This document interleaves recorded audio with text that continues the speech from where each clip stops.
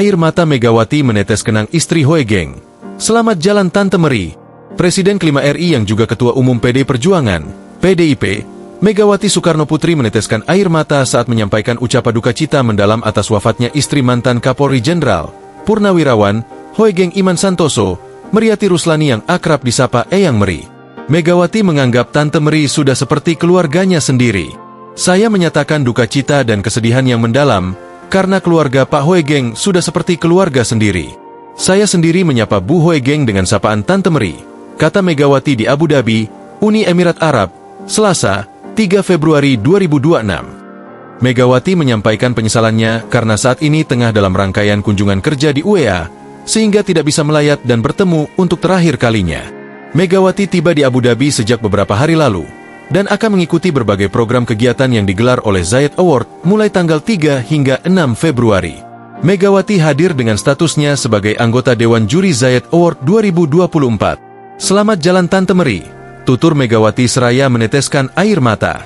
Putri dari Insinyur Soekarno ini mengatakan dirinya amat dekat dengan Putri Hoegeng, Reni.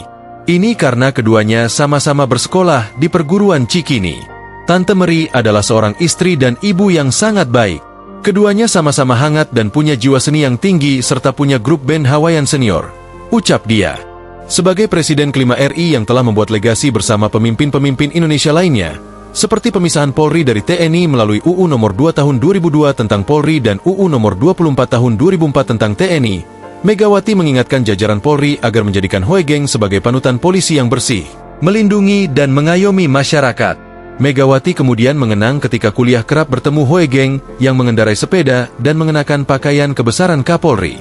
Saya punya pengalaman pribadi beberapa kali bertemu di jalan ketika hendak berangkat kuliah dari rumah Jalan Sriwijaya dengan Pak Hoegeng yang sedang mengendarai sepeda dengan pakaian kebesaran Kapolri.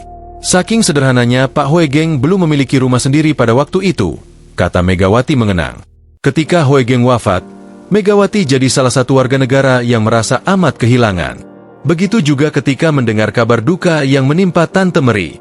Menurutnya, Tante Meri telah banyak berperan besar dalam mendukung kiprah suaminya, Hoegeng, kala menjadi Kapolri yang sederhana, serta dicintai masyarakat.